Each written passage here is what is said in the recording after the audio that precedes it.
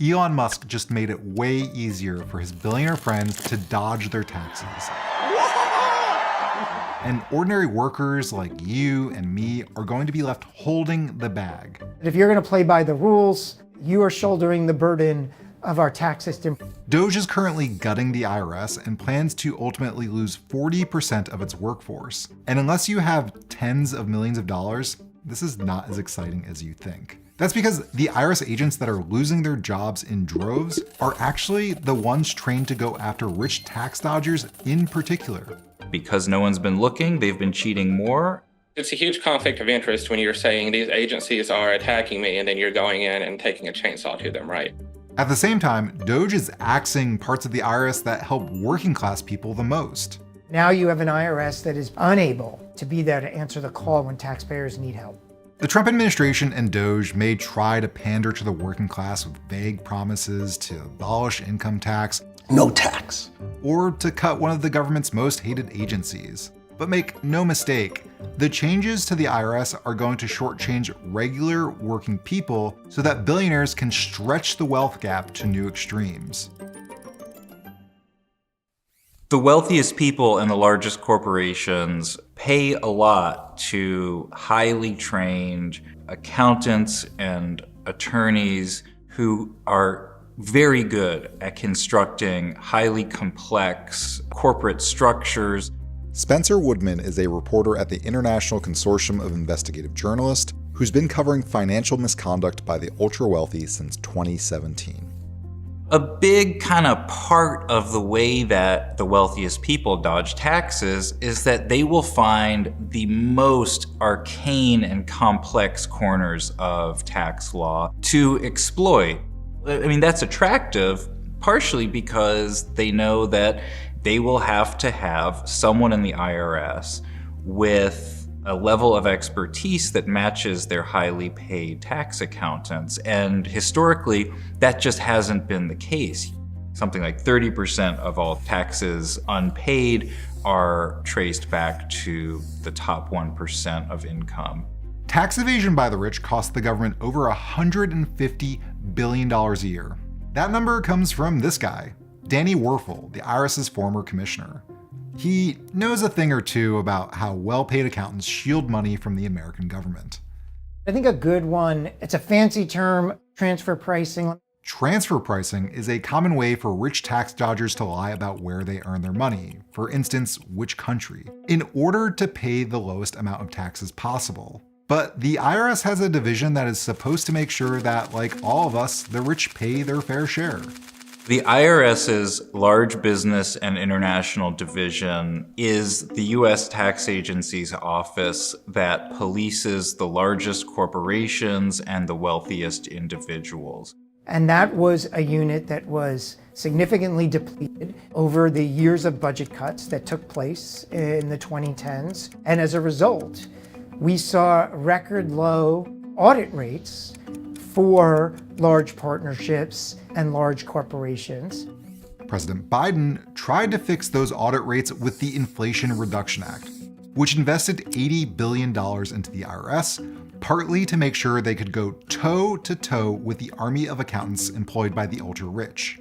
The Inflation Reduction Act and the new funding that it provided, that meant hiring more people, that meant hiring more expertise, and that meant investing in more forensics and data science. We were seeing billions of dollars in returns that we otherwise wouldn't have had if we did not make these investments and these improvements. That all changed with Doge and a wave of probationary employee firings, court reversals, voluntary buyouts, and workforce reduction plans. The numbers I was able to get from the IRS through a Freedom of Information Act request shows the unit that audits billionaires lost 38% of its employees between February and March of this year. In some cases, these were like incredibly specialized experts, people who understood the ways that petroleum companies use chemicals so that they could, for instance, evaluate the write-offs that they were taking. You need subject matter experts who understand those industries, how things are valued, how things are depreciated.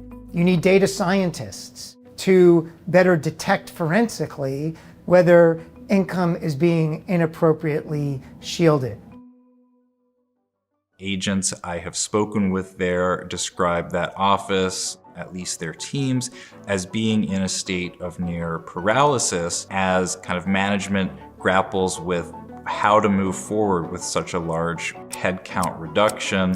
Cases on billionaires and other ultra-wealthy individuals are halted or in the process of being closed.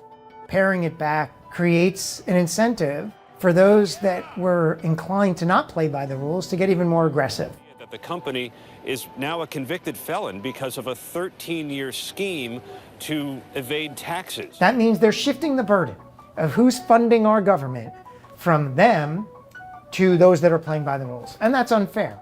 It's worth stating this does not make fiscal sense either. IRS agents who audit the wealthiest individuals kind of give the government the best bang for its buck. They're in some cases making millions or tens of millions of dollars in adjustments, in tax adjustments per year. One estimate said that for every dollar cut from IRS enforcement, it'll cost taxpayers $5 to $7 in revenue. And while DOJ's IRS cuts are encouraging billionaires to cheat their way out of billions in taxes, they're also making it harder for working class people to simply navigate the system. More than 20% of the Taxpayer Advocate Service is expected to go, and cuts are already affecting customer service functions. Often you don't have any questions, which is great, but sometimes a question might come up. It might come up with respect to a mistake that was made on a W-2.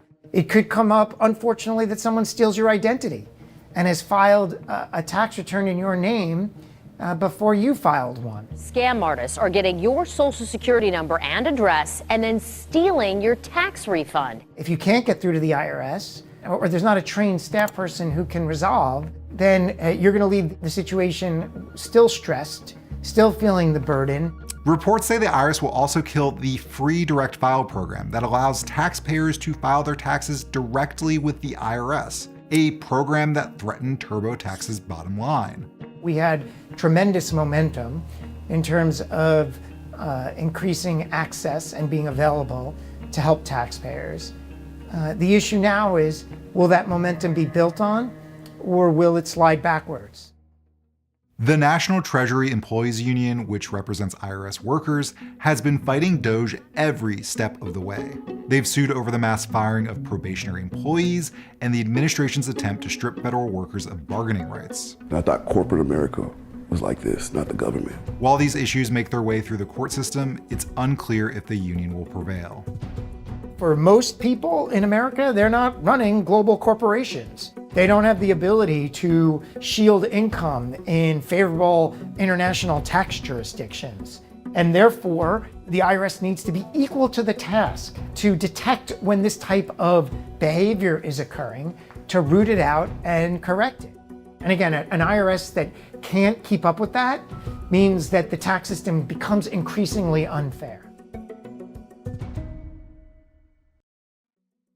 Thanks for watching, and don't forget to like and subscribe to get more videos like this one. If you have ideas for stories of what you want More Perfect Union to uncover next, drop us a line in the comments below. Thanks.